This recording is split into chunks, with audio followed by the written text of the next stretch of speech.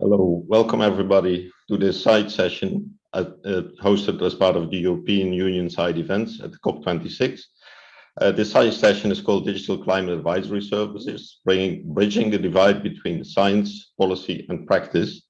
And we have a nice program for you today. And we're looking forward to discuss this exciting topic. It's co-organized between Wageningen University and Research, World Resource Institute, Digital Aggregate, the International Research Institute for Climate and Society, World Food Programme, and the World Business Council for Sustainable Development. So first to introduce myself, next slide, please. My name is Sander Jansen. I'm coordinating the Digital Aggregate and working at Wageningen University in Research. And I will guide you through the session as best as I can. And we have an exciting program for you today to learn more about what digital climate advisory services are and how they are working across science, policy, and practice. And we try to connect different perspectives on this point. So first, let me go to the concept for this session. Next slide, please. So here you see how we set up this session. Digital climate advisory services in the center. These are services that help small-scale producers to make better decisions on climate and weather, using climate and weather information, and are often there's digital tools that prepare them better for climate change or help them mitigate climate change across the world. Now there are different aspects of this here, and I think there's the connection between policy and science. So how does the science help the decision making and policy? How can policy actions stimulate the uptake of these services, and in this way also support small-scale producers? And Danush will speak about this, also about the past dialogue he had together with FCDO as CCAFs. Then we have also the link between policy and practice, where the blueprint on digital climate informed advisory services helps as it provides recommendations for different actors. And this was an initiative led by WRI together with many other international players, and Christina and Katusha will explain this setup. And finally, we will have the connection between practice and science through the Digital Agri-Hub, which collects digital services, digital solutions across the global south, and where we really want to see how we can make these services reach more small-scale producers. In the program, you might have seen that Dan Hecklund from FCDO was supposed to join us. Unfortunately, he can't join us due to personal circumstances. So to make up for this, we have Danush will explain a bit more how he worked with FCDO and what CCAFs did and what the past dialogues led to. So with that, I will hand over to Danush to explain this part. Next slide, please. And maybe just to say a bit more about Dan's role at FCDO. Dan Hecklund, he is engaged in this connection between also the private sector and climate advisory, and also they are looking at how can the private sector help reach the goals of climate change, but also biodiversity and nature. And that's the drive, and he's been involved in the run up to the COP26 to make sure that this team stays on. And Danush was working closely with him, so that's a good bridge to what Danush was doing.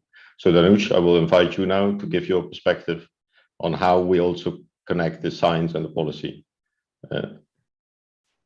Thank you, Sander. And it's unfortunate that Dan Hecklund is unable to join us, but so I'll try to be a bridge, as you said, between the work that CCAFs has been doing with FCDO and also utilizing the link that I have with Wageningen University.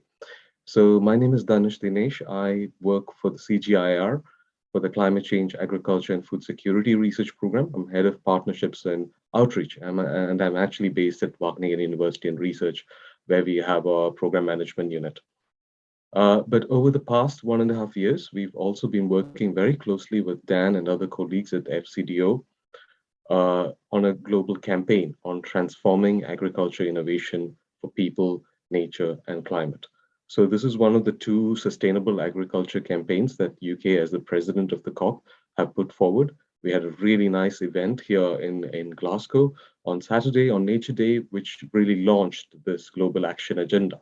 So building on the dialogues, as Sander mentioned, so 1.5 years, we've done a number of different stakeholder engagement events, including we had in January, ahead of the Climate Adaptation Summit, together with Wageningen University, we had a series of dialogues and bringing together all these different perspectives collected, bringing together a number of partners, so over 150 different partner organizations and countries coming together under the umbrella of a global action agenda for innovation in agriculture. And this was launched in Glasgow on Nature Day, which was a Saturday. So it was really exciting.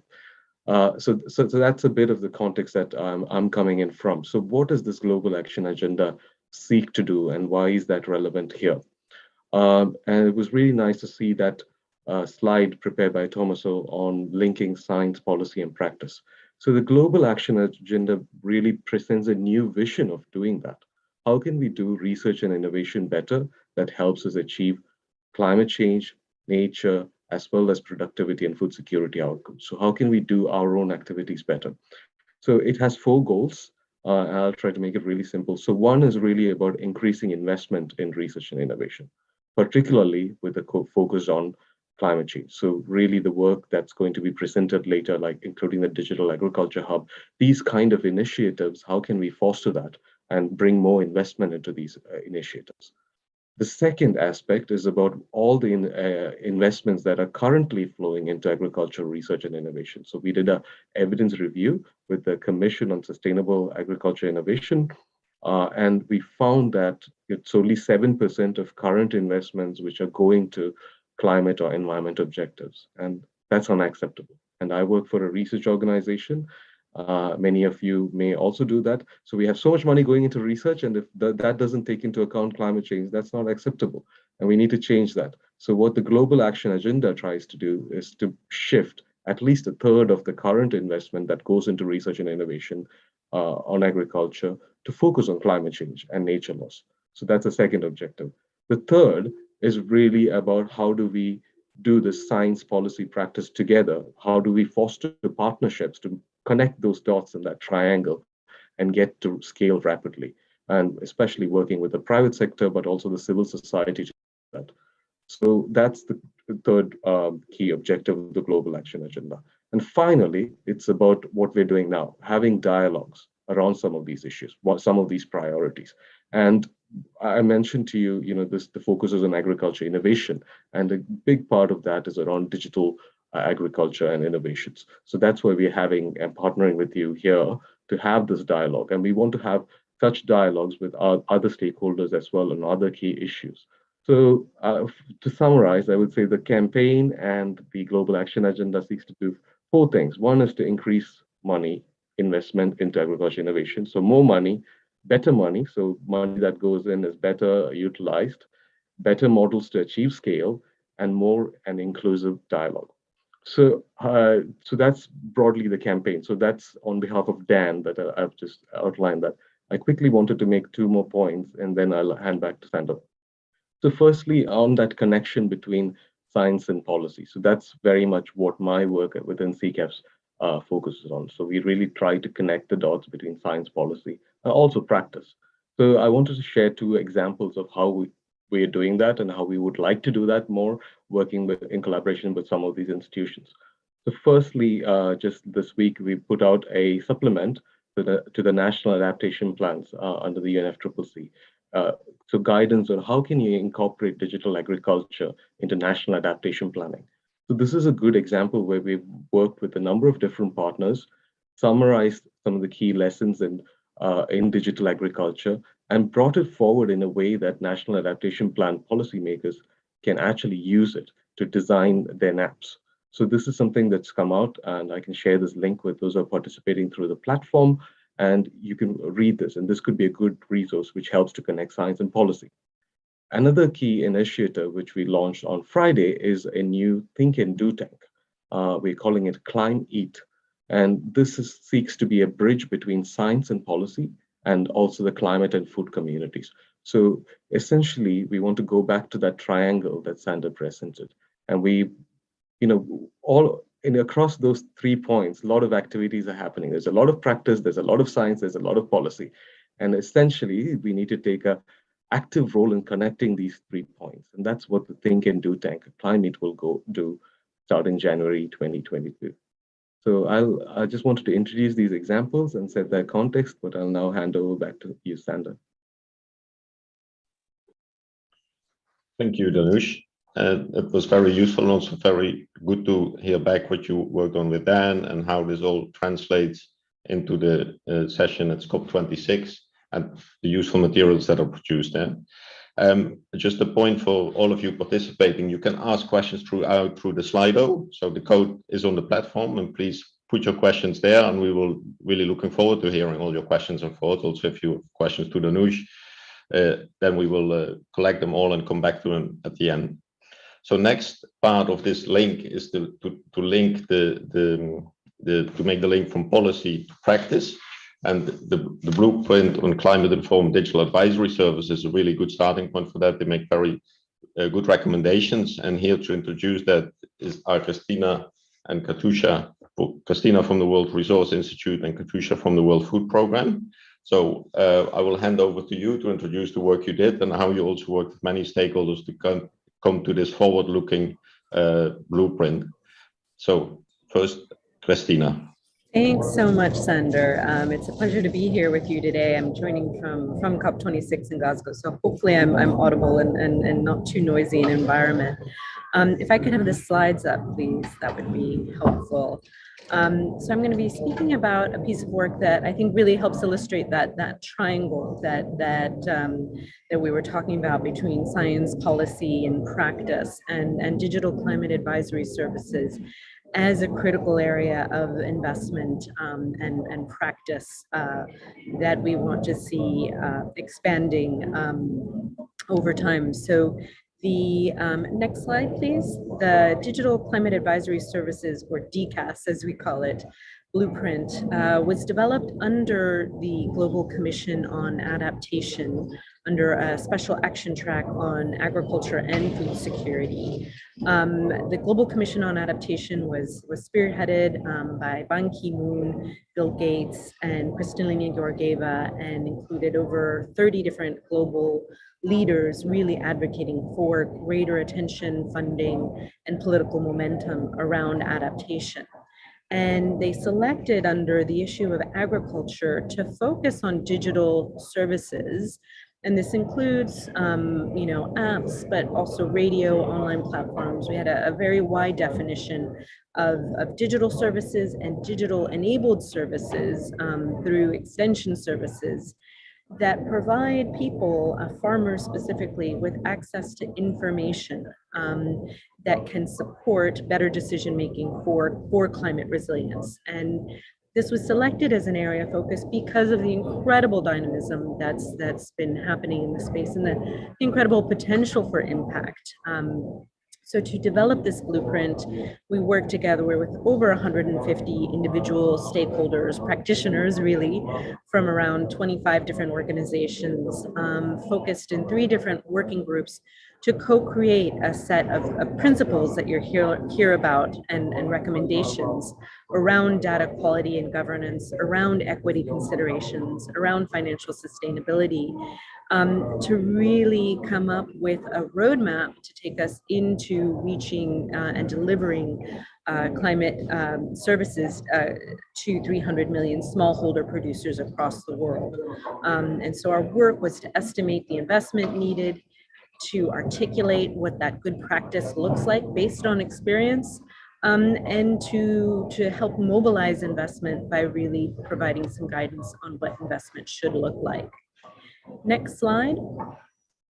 And the rationale for doing this was to address some of the major challenges that we've seen in digital climate advisory services. We've seen incredible growth, but usage is less, actual usage is less than we'd like to see. We've seen growth in digital platforms, but maybe less so in terms of climate information, climate and weather services.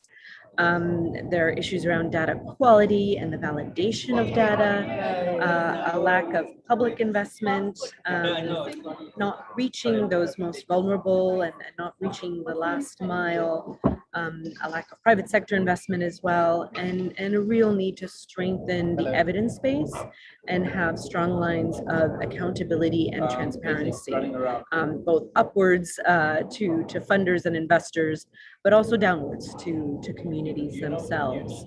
And we've seen a lot of pilot projects, a tremendous amount of innovation happening, but not reaching scale.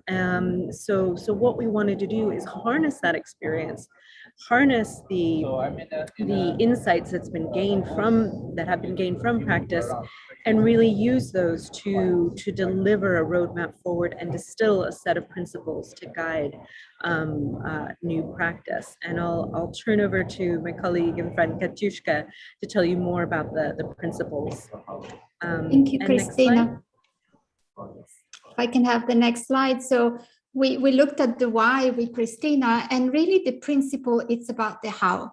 The whole point when we started this work is there is so much that is happening, as Christina said, and we learned so much. And yet, when we look at new investments and new initiatives, there is not that learning from what has been before. And that's why, as mentioned before, we got together, it was over 150 people in different phases and consultation to identify what we feel are 6 good principles to have successful implementation of climate-informed digital advisories. Now, each principles, you can unpack, and there is a lot more behind each principle. But for example, when we look at data quality and assurance, we look at those processes through which the quality of products and services are communicated to users. There is always a strong focus on who is going to use their information, on creating national systems, and not relying on maybe outside sources of expertise, which undermines then capacity building at the national level. Looking at how to use transparent communication when we look at the accuracy and the uncertainty of data, because that's important to build trust. And because when we invest, we want people to use it. And to ensure that people use it, they need to trust the information, and they need to see that it's accurate. When it comes to equity, we very much wanted to look at how can we ensure that everyone within a community, be men, women, young people, the elderly, the disabled, but especially those who needs this the most, the poorest, would be able to benefit in the same way by the information. And this means a lot. It means translating not only in terms of the language, but in terms of understanding what the differentiated needs are. The point is that we really want to use the DCAS to bring about transformational adaptation, and we want to reach those who are most vulnerable. And they have different needs. Not everyone will do one thing. Even within the household levels, they will engage in different activities. So what type of information do they need for the different activities, and how do they want delivered? And that's key. And so, but that's not enough. There is a lot of focus on the tools and the information, but so what? If you have the information and you understand what to do finally, but you don't have the resources to use it. So another important aspect when we look at equity is that this is part of an integrated approach that really supports that adaptation, that really supports the risk reduction. Co-creation has always been extremely important. And I think it was a common link across all the different principles was that of a focus on the final users. And so to make that space to engage And for example, something that came out is the importance of also investing in building those capacities for users to engage and be able to articulate the needs. We spoke a lot, Danesh, you mentioned a lot the research at the beginning, the importance of investing in research, but research needs to be informed by the needs of those who need it. And unless we build that capacity and unless we listen to them, then we end up doing research that we think is right, might not be necessarily what is needed to support transformational adaptation. And so, really and scalability, perhaps I touch on the last one. Yes, it is about reaching, the more people that we can, high numbers, scaling up, but it's also about impact. What's the point of reaching our whole country is then we don't see the impact. And so within that specific, we need to look, yes, at the numbers scaling up, but we need also to make sure that it's effective. And so that focus on really ensuring that there is impact when we look at scale. If I can have the next slide. And I mean, within the blueprint, we really go in depth into all the different principles, and they are meant to really guide design, investments from the very beginning. Some of the takeaways is that if we're serious about reaching the last mile, then we need to think about the most under-resourced and vulnerable when we design this type of intervention, when we look at investment. It takes time. If you want to get it right, there are not easy wins. It's not just about getting an app right, it's fancy, it works, we can transfer it. It's a lot more behind it. And so there is really a strong focus on the process, not just on the tools.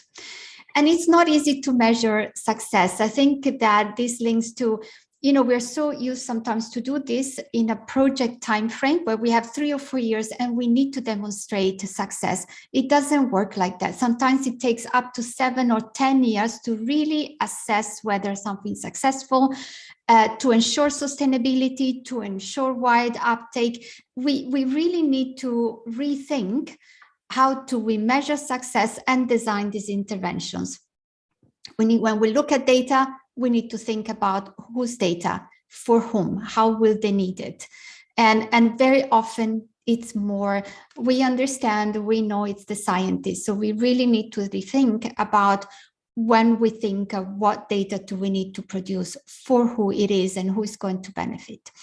And as I already mentioned, great to have the information, that's crucial, but it needs to be part of a more coherent package of intervention if we want to support those who are most vulnerable, which are those who need this the most to adapt. I hand over to Christina for the final 2 slides. We can have the next slides, please. Thanks, Katushka. So I'll talk a little bit about the numbers, the investment needed, and it is a big number. We've estimated through our analysis that we would need to mobilize around 7 billion in public and private investment by 2030. But I think it's important to keep in mind that we would also see tremendous return on investment for that. Estimates are based on the data available, a 1 to 24 return on investment for service providers, 30% increase in crop productivity for farmers using these information services, and a similar increase in incomes. And of course, as Katushka mentioned, these are just some of the dimensions of measuring impact, but we need to do much more thinking on how we measure impact more holistically, and capture resilience benefits as well. And it's important to also note that the investment model is not going to be the same everywhere. In order to guide sort of thinking, first order thinking on investment, we developed a typology that's shown in the map on the slide, based on the level of digital readiness, which of course is very heterogeneous, and also the level of vulnerability. And so the sort of investment that will be needed will be very different in places of low digital readiness versus high digital readiness. And the phasing that we might want to explore in terms of mobilizing that investment might be prioritized based on the level of climate vulnerability that we see. If I could have the next slide. So this is really just some preliminary analysis on the investment needed. But as important on mobilizing that finance is mobilizing the good practice. And we see that there's a lot of global public goods research and analysis and evidence base that's still needed to help drive that investment in terms of understanding impact, in terms of understanding the options for developing high quality data governance, et cetera.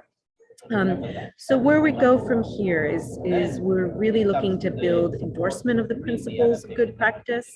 We're part of the Resilience Coalition that was launched at the Food Systems Summit earlier in September. We're looking to bring on board more national level endorsement and commitment. We're looking to mobilize investment from both public and private sources and working with a variety of partners to help do that.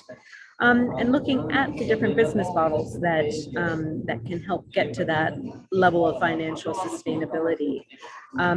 But I think just as critically is formalizing and helping to build and create a community of practice and learning that will continue to develop principles of good practice, to distill the lessons learned, to develop those common public goods that I mentioned earlier, that are help needed to guide this really emerging area of practice and policy.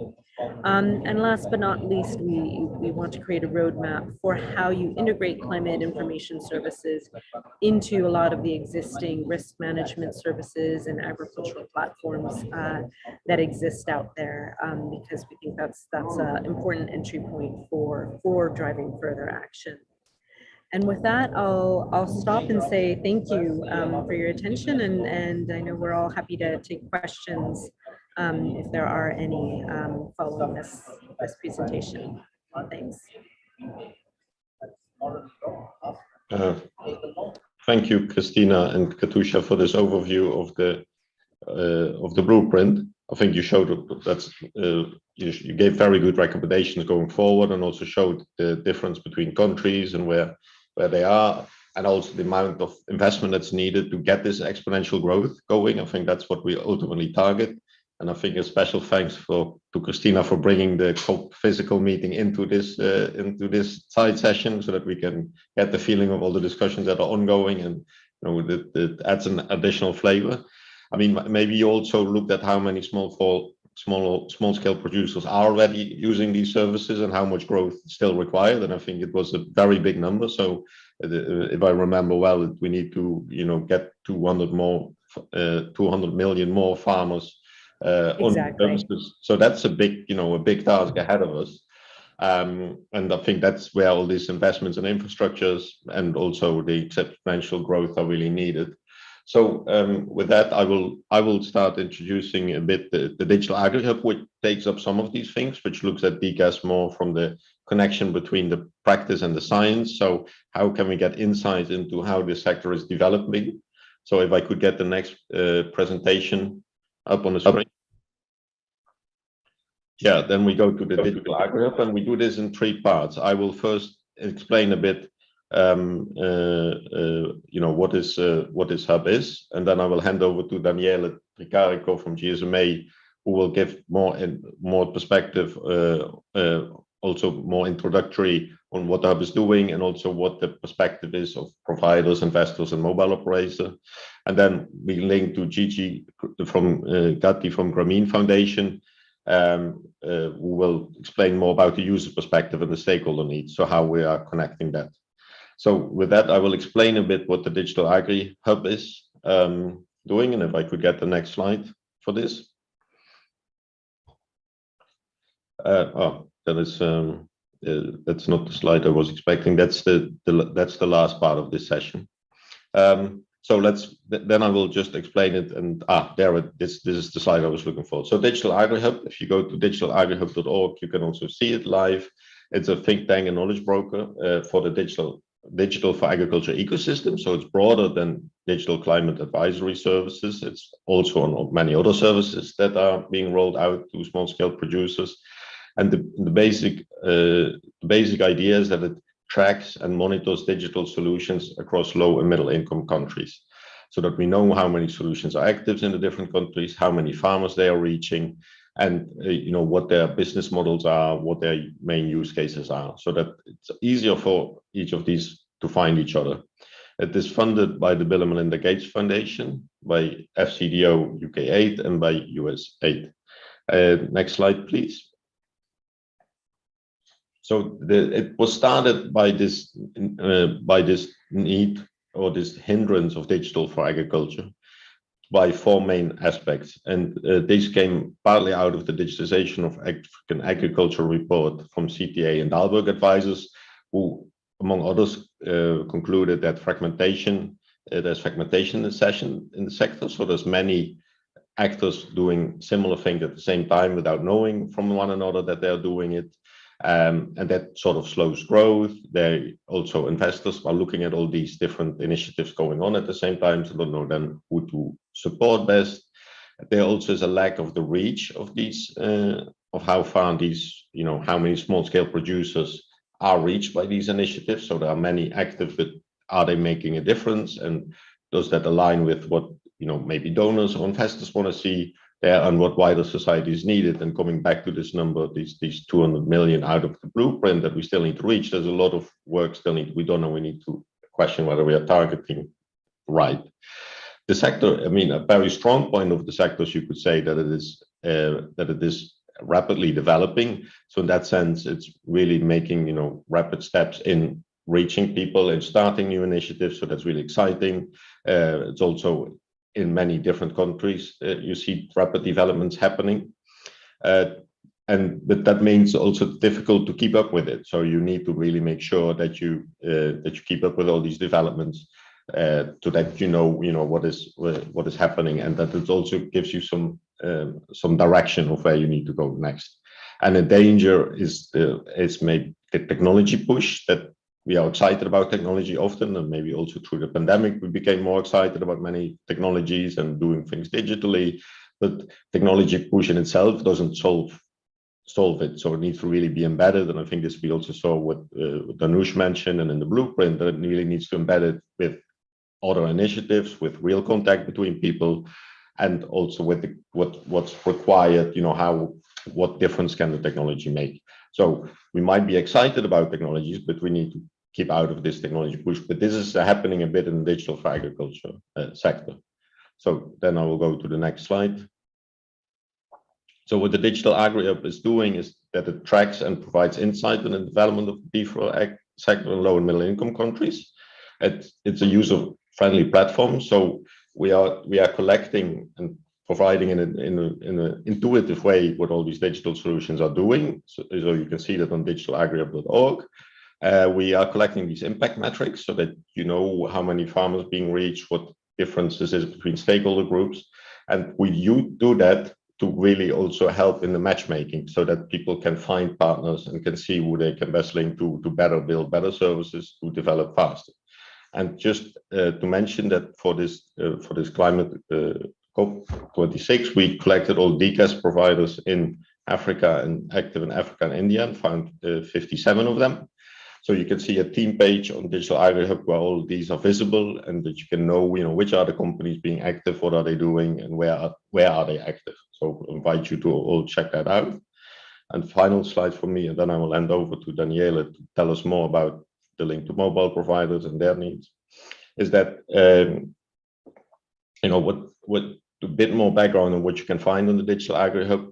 There's this repository of digital agriculture initiative, which is expanding by the day. So more and more being added. We started with the data that was behind the CTA report in 2018, 2019. We collected that into a dashboard, so you can also see and tweak and get different overviews out of it and use it for your own reporting or for finding partners. And we have some blogs and background articles on it, so that you can also read up and find useful information. For example, we did one on gender and inclusion. There's now also one on investing in DCAS solutions from private sector point of view. So I hope that gives you a bit of an understanding of the Digital Agri-Hub. And also, if you are participating, just a regular reminder to keep asking us tough questions, because we really want to know what you are thinking about all these points. What are you missing? What is maybe unclear on all of the explanations? Because we have all worked a lot on it, so we might have a good understanding of it. But you might miss things and see things that we are missing or that might be unclear to you. Finally, and then I'm going to hand over to Daniela, is that we built the part of the DCAS team page where we collected all these digital entrepreneurs and digital initiatives over the past weeks. We did that together with Mercy Corp, so we're really grateful for their support here, and we hope that it's really a good, very practical support resource for you if you want to do interventions in this field. So thanks for this, and then I go to Daniela to tell us more about how mobile providers are working with DCAS, how technology innovators are doing that, and what the needs are. Daniela, over to you. Thank you, Sander. Good morning, good afternoon, everyone. So at GSMA, Global Association of the Mobile Industry, we have been involved in the DCAS blueprint. We've been supporting a number of working groups. And also we're currently part of the Digital Agri Hub. And I work in a program of the GSMA that is called Aggregate. So we are entirely focused on supporting scalable and commercially sustainable as well digital ag solutions for smallholder farmers. So going back to the discussion and the introduction before, we talked about the triangle, now where different initiatives play a role in the triangle that we saw before. As a digital agri hub, we are playing an important role in connecting users and providers with investors. So connecting DCAS innovations from the private sector in particular with investors. And this is well represented in the triangle by the link between practice and science. So I'll speak a little bit about that, and then my colleague particularly I will speak on connecting investors with innovations and with providers. And then my colleague who will follow my presentation from colleague Gigi Gatti from Grameen Foundation. She'll talk a little bit more about connecting innovations with users. In this work of connecting investors with innovations, we are also working as GSMA within the Digital Agri Hub very closely with the Netherlands Advisory Board on impact investing. So it's really a concerted effort. And as Sander mentioned just now, we're now building this portal, this database that can help stakeholders accessing useful information about DCAS services and more broadly digital agriculture. So connecting innovators with investors really means to focus on scale.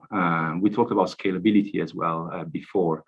Scalable services are investable services, but the question of scale is a fundamental one to answer. How do we define scale? Scale can be defined in different ways from a private sector perspective. Here we're talking from a perspective of a solution provider that can be an agri-tech company or a mobile network operator that has a suite of services for smallholder farmers and for the agricultural sector. Scale can be revenue, scale can be number of employees, number of active users, or it can be relative to the funds raised by a D4Ag or a DCAS provider. I've been looking for good definitions of scale, and I like the one that says the scale is achieved by increasing revenue without incurring significant costs. And this definition indicates a certain level of maturity in a company. Now, the problem in our sector is that there are only a few examples of DCAS solution providers that are reaching that level of maturity. So raising that kind of investment that allows them to scale operations. Just recently, at the beginning of November, you might have heard about Twiga, a prominent D4Ag solution that has raised Series C funding, over $50 million. This is great news to see this kind of development. Or looking more closely at DCAS providers, a solution like WeFarm has to date raised over $30 million. So this is very promising and exciting. However, the overall picture is a little bit more problematic and more complex. It is really about identifying services that are on a pathway to scale, And for these partnerships are certainly very important. So in this sense, the mobile network operators play an important role. They have customer relationships. They have already a presence in the market. They provide a variety of services to smallholder farmers and can be great partners for digital ag service providers, tech companies to achieve scale. And of course, we're seeing more and more platform solutions, platform approaches, providing more holistic hand-to-hand solutions to smallholder farmers. However, we are looking, yes, at a few more, and this is very encouraging, services that are on a pathway to scale. But still, if we look at our sector, the private sector in particular, that is engaging in DCAS and in D4Ag, it is really still impact investors that are playing a key role in the risking D4Ag and DCAS initiatives. Private investors, and we've spoken to them during the inception phase of the Digital Agri Hub. Private investors have been telling us that they lack capacity. So to understand the D4Ag space, they're limited in their resources, they lack a pipeline, they are limited in their view about, in their understanding of potential partnerships as well. And also they lack insights on the level of entrepreneurship. That means that is very important. That is the capability of D4Ag and DCAS service providers to develop commercially sustainable, scalable solutions. It refers to their resources, the resources in the team of DCAS, in the teams of DCAS providers. So where do we come in as a Digital Agri Hub?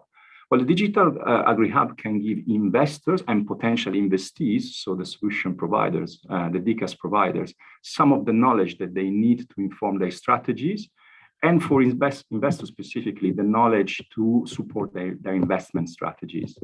It all starts from data, as Sander mentioned before. Data is the foundation, the core of the Digital Agri Hub. We have a tracker that we have developed of D4Ag services that can help investors with a pipeline of investable initiatives. Of course, when we talk about data, it's also very important to have very well-defined impact metrics on the impact of digital technology on smallholder farmers, and that's something that also the Digital Agri Hub aims to provide, and well-defined and well-understood business metrics on the data and performance of D4Ag solutions. This is very important for private sector providers if we're looking at the sustainability and the scalability of solutions. On top of the data, a role that we're playing at GSMA is to build insights for the Digital Agri Hub in the form of reports and studies, first of all, on nascent opportunities in the D4Ag sector, technologies, innovations, sensible and emerging technologies and innovations, sensible in the sense that they are investable. We very much focus on solutions that can also support scalable and commercially sustainable services. And of course, best practices and lesson learned. Sander before talked about fragmentation and the need to avoid duplication and replication of solutions.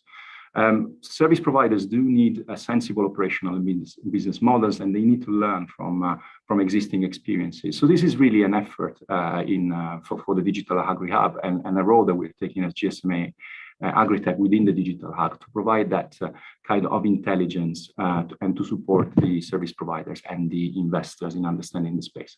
And finally, partnership brokering as well. Going back to the triangle, making that link between innovations and investors, we are building communities of practice around the Digital Agri Hub, and also matchmaking. There is a partner finder tool as well that we are now developing to bring together donors, investors, and other stakeholders, including the service providers. So to conclude, I think what we are doing really here is a concerted effort, and I think this is very encouraging. It's also, as I mentioned at the beginning, an effort that we have joined with other partners to better understand the opportunity for commercially sustainable and scalable DCAS solutions. So it's not just the Digital Agri Hub, it's also the work that is being done with the blueprint. This need for coordination and concerted effort is very clear, and that's the direction that we are taking. So there will be more to come, and we're very excited to be part of this initiative. With that, I'll hand over back to you, Sander. Thanks, Daniele, and thanks for highlighting clearly what what the hub is doing and also what GSMA's role is there. So then we go to another partner from the Digital Agri Hub, which is Gigi Gatti from Grameen, who's going to talk a bit more about the user perspective for the hub. Thanks, Gigi.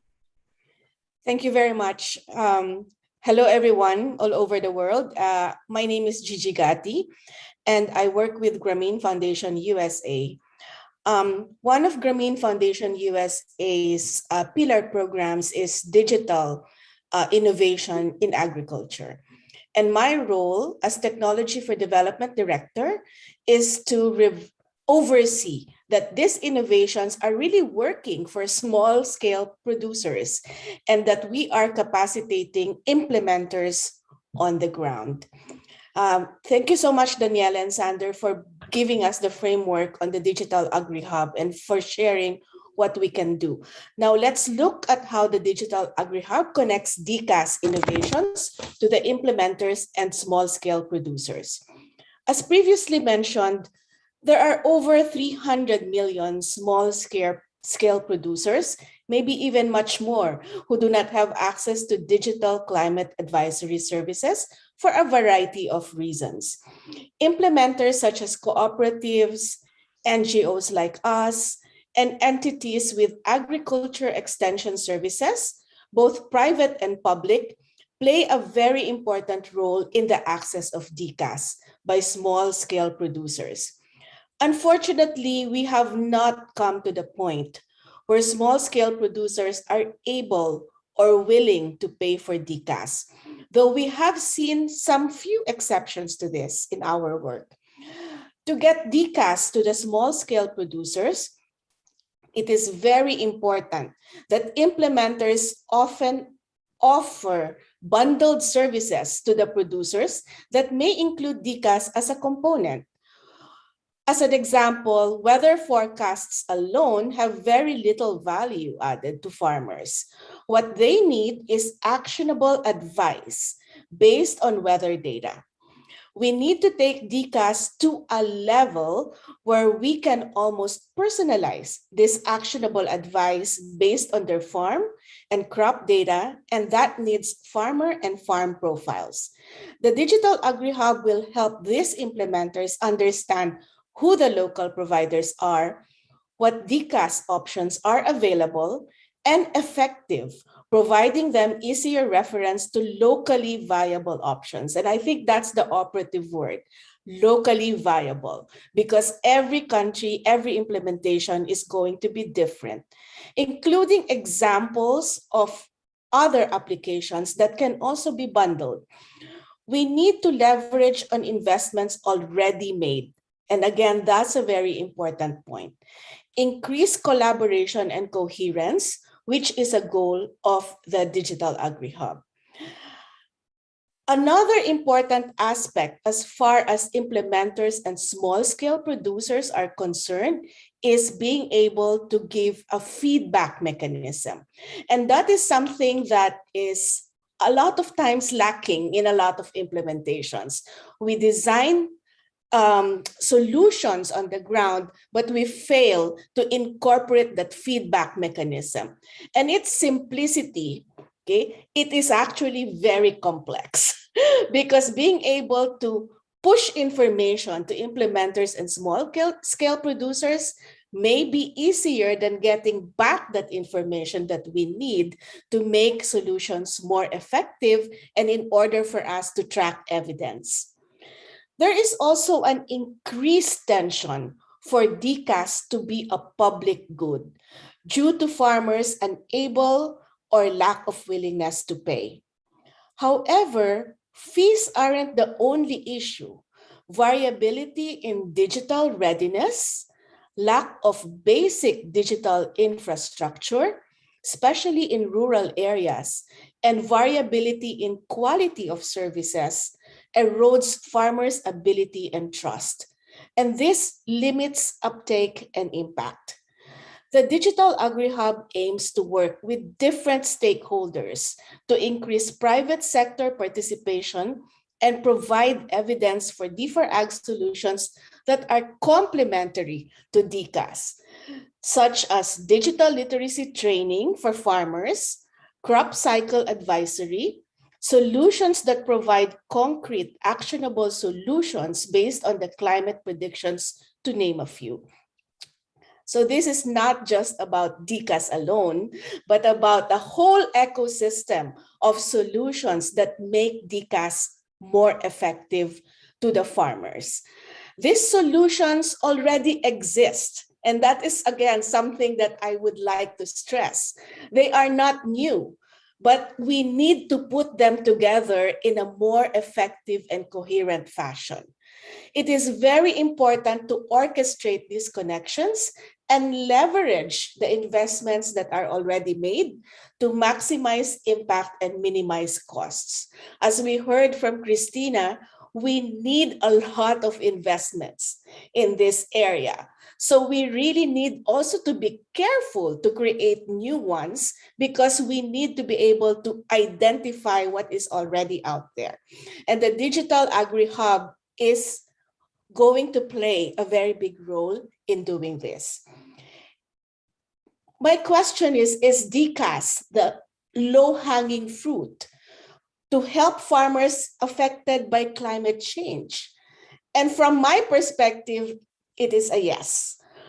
From what we have heard, it seems like, we are all in the same page, that DCAS is really going to play a very important role. But its implementation can vary and covers a very wide spectrum. DCAS advisory can include, for instance, a mix of online portals, mobile applications, more traditional digitally enabled services like SMS, radio, IVR, whatever works out in the field. These types of advisory range can actually use data, meteorological, crop cycle alerts, bundled services, including access to inputs, access to finance, recommendation for good agriculture practices, market information, insurance, and so on and so forth. The Digital Agri-Hub is then positioned to be the primary resource solutions for DCAS, as my colleague Daniela has been mentioning, the matchmaking tool, and will soon be offering advisory services to policymakers and governments in understanding DCAS solutions, assessing solutions, and preparing policy briefs. So in conclusion, the Digital Agri-Hub directly supports the principles of good practice of the blueprint. And we are also going to co-create a formalized community of practice. That is one of the roles of Grameen Foundation in this consortium.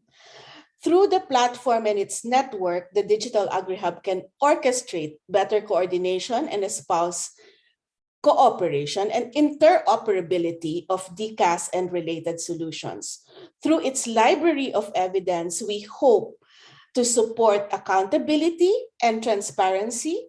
Access to information will be equitable for all stakeholders, providing an environment conducive to achieving long-term impact and scalability of proven and promising solutions. It is also very important that, of course, you please contact us so we can work together to close the gap in access and use of DCAS.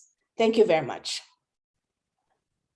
Thank you, Gigi, for this very clear description of the user expectations and from giving specific examples of how this all works together. So that's, I think, really useful to get it practical, and also to highlighting it. The DCAS is a very big opportunity for getting climate services to farmers and for linking it with other services. So now we go to questions. We had a lot of nice questions asked. So I would just like to see the result of this, where we have, I think, the 3 top questions. So thanks all for your effort of getting these questions organized to us, and to also, to pose them and to challenge. Yeah. So here are the questions. And I think what we see there is also this question about whether digital is really the only answer here, whether this also needs to be combined with other things. I think we all believe so, and we hope we gave you that impression during the during our presentations. Maybe the first question on transformational adaptation that we mentioned is a couple of times. Christina, would you have something to say about this coming from the blueprint? Because yes, absolutely. Yeah, so transformational, maybe let me first offer a definition of the way we at WRI look at transformational adaptation. It is about looking longer term and looking at wholesale changes in production systems that are required due to climate change. So this is due to either the severity or speed of climate impacts. But also, I think one of the important aspects of transformational is re-engineering some of the power relationships. And I think GCAS has a way to support that. It won't do it on its own, but I think providing climate services, providing climate information can help be a bridge to the longer term changes and investments that will be needed to really transform production systems to the extreme climate impacts that unfortunately we're seeing increasingly, and predictions are will be with us in ever increasing severity. But I also think that democratizing information and putting it in the hands of the farmer has a way of changing some of the power relationships and power dynamics that are important for supporting that transformation. And just maybe a final note to say that we've been really working a lot through the Global Commission on Adaptation and beyond it on locally led adaptation. And that's the sense that it's local leadership that needs to drive adaptation measures, not top-down funder-driven initiatives. And so the more the digital systems can help provide information at the local level, contextualized to the local level, draw information from farmers and others at the local level, and use that to help develop locally led solutions, the better. And I think the more transformation and more effective adaptation we will see. But I'll stop there and see if anyone else wants to add. Thank you, Christina. I think for the sake of time, there are a lot of questions here. I think, as Christina also mentioned, this bottom-up perspective is really important, and that brings in partnerships. So it's not done in splendid isolation, and that's one thing where the hub and the ecosystem comes in, and also that we need to work together locally, bottom-up, to get these solutions to grow and to reach more farmers. And of course, ideally, and this is linking to this ecology point of view, in a sustainable way. So it's not, if we still are doing then agriculture which is not sustainable, then we are not doing the right thing. And that's, I think, very important in terms of climate action also. We have 3 minutes left on this session. So I will just like to pull up the slide or question we prepared where we would all like your input. So we'll just see that, that we also get some feedback from you on what's really important as participants in this session. So if I can ask the organizers to switch to that one. To pull up the or poll, and there it is. So if you can all start giving us your input on this, and maybe while we wait for the results of the poll to come in, I will just gradually start ending this question with thanking all the speakers. I think we have given you hopefully given you a good insight on what Digital Climate Advisory Service can do. What the relevant aspect to look at from a science policy, from a policy practice, from a practice to science perspective are, and there are many initiatives happening. We all see a big need to move forward with this. So we all need, we need more action on this. We need to reach more farmers, and we need this to get this exponential growth going. And through the actions of Danush with the policy science dialogues, to the actions of the blueprint and the recommendations there. So, and the digital aggregate, there are things to start with. So please follow, in a simple way, just follow these recommendations that the blueprint is giving, just implement it in your organizations, look at them and see what they mean for your organization. From the perspective of the digital aggregate, if you are a digital solution provider, you're not on the hub and you want to be there, and you could be an SME, you could be policy initiatives, you could be, a person with a brilliant idea that's making a difference. Let us know and we'll include you as a solution provider. Also find out all the information and sign up to the newsletter so that we can keep you on board, or follow us on the D groups on Twitter.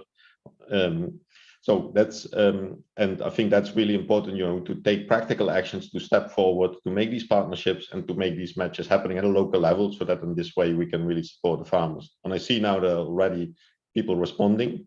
So collaboration points also comes out strongly in your responses. So that's really helpful. And this delivery to the last mile, I think this is really recognized. We need to be better at this. And it's also a feedback we get a lot, like how do we do this last mile? And it could be also something for us as Digital Agri-Hub to look on what the mechanisms are for last mile delivery there. So with this, I will thank you all for your attention. I thank our speakers for their great interventions and for being, on time and hopefully very informative to what you have. And if you have further questions, then do not reach out to connect to us. Thanks all. I'm looking forward to see you somewhere in the future, and have a good COP26 session. And maybe a last point, there's a follow-up session coming in the UK pavilion on smallholder data infrastructures, where it is also about infrastructures countries need from the hard infrastructure perspectives, that will start and I think in one or 2 hours there. That's organized by the Commonwealth Secretariat. So find it on their website, where you can also watch the live stream. Thanks all, and looking forward to speaking to you in the future. Thank you.